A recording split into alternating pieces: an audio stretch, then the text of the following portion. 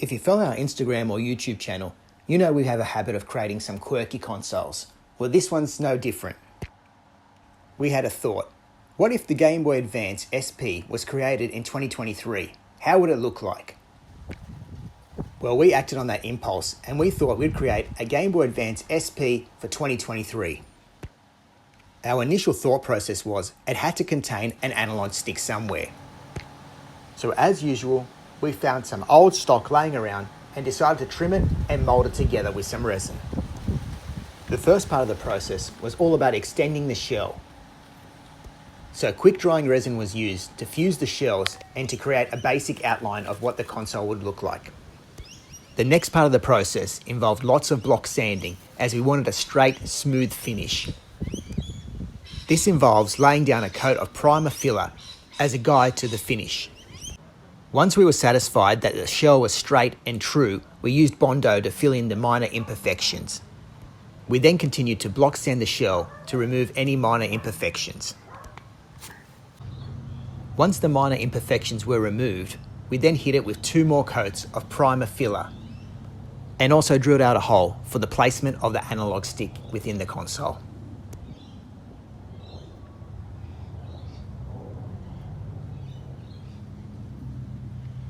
As preparation is key for any shell modification, we gave it a final sand with 1200 grit and wiped it down before applying a base coat of white paint. Once happy with the base coat, we applied 1 more coat of white paint.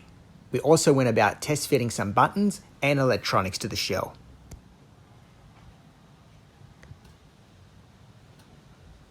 As discussed at the beginning of the video, one of our goals was to add an analog stick to the Gameboy Advance SP console.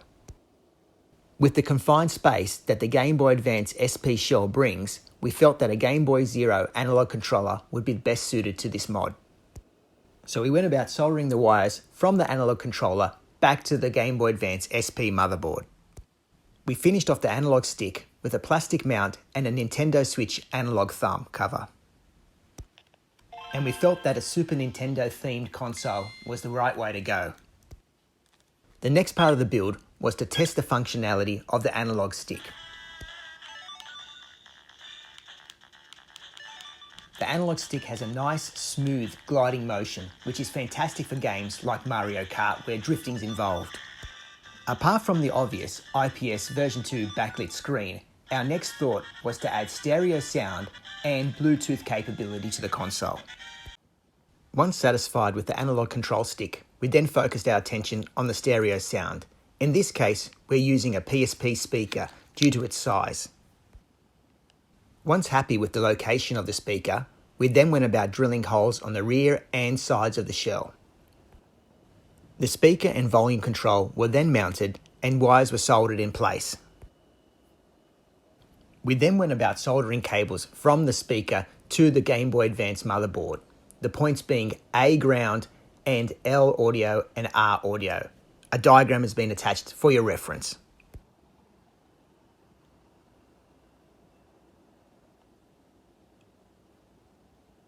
Our original thought for this console was to add an earphone jack.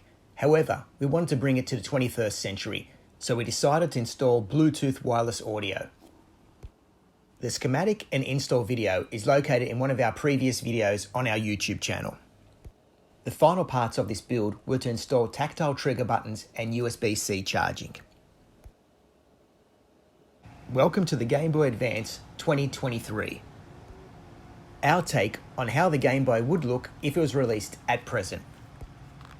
We went for a Super Nintendo styled look with stereo sound and speakers mounted in the rear and on the front of the console.